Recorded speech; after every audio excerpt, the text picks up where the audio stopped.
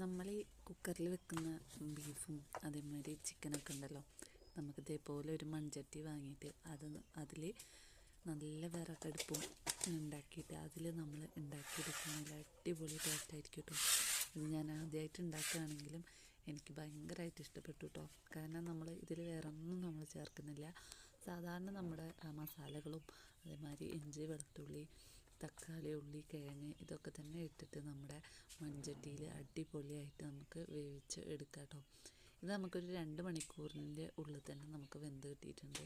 ഇനി കുക്കറിലാണെങ്കിലും അതിൻ്റെ വിസിലടിക്കുന്ന സമയത്ത് അതിൻ്റെ ആവിയൊക്കെ പോയി അതിൻ്റെ ആ ടേസ്റ്റും അതിൻ്റെ ആ മണങ്ങളും ഒക്കെ നഷ്ടപ്പെട്ടിട്ടാണ് നമുക്ക് ആ ഒരു കുക്കറിൻ്റെ ആവിയിലിരുന്ന് വെന്ത ആ ഒരു ബീഫ് നമ്മൾ കഴിക്കുന്ന സമയത്ത് നമുക്ക് ആ ഒരു ടേസ്റ്റ് മുഴുവനായിട്ട് അതിൻ്റേത് നമുക്ക് കിട്ടിയെന്നൊന്നും വരില്ല. നമുക്ക് ഈ മൺചട്ടിയിൽ വെക്കുകയാണെങ്കിൽ അടിപൊളി ടേസ്റ്റ് ആയിരിക്കും കേട്ടോ. ഞാനിത് പറയുമ്പോൾ തന്നെ എനിക്ക് വല്ലാണ്ട് വായിൽ വെള്ളം വരുന്നുണ്ട്. കാരണം ഇതിൻ്റെ ടേസ്റ്റ് ഞാൻ പറയുമ്പോൾ ഇത്രയും ടേസ്റ്റ് ഉണ്ടെന്ന് വെച്ചാൽ കഴിച്ച് കഴിഞ്ഞിട്ട് എന്തായിരിക്കും ടേസ്റ്റ് എന്ന് നിങ്ങളൊന്ന് ഊഹിച്ച് നോക്കൂട്ടോ. ഇതാ നമ്മൾ നന്നായിട്ട് കുറച്ചധികം തന്നെ വെള്ളം ഒഴിച്ച് കൊടുക്കുന്നത്.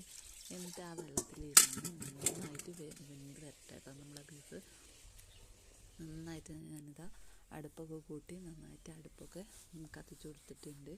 എന്നിട്ട് നന്നായിട്ടൊന്ന് വെന്ത് വരുന്ന സമയത്ത് ലാസ്റ്റാണ് അതിലേക്ക് വേണ്ട ഉപ്പും അതേമാതിരി ഉപ്പല്ല അതിലേക്കുള്ള ഉള്ളിയും കിഴങ്ങും തക്കാളിയും ഇഞ്ചിയും വെളുത്തുള്ളി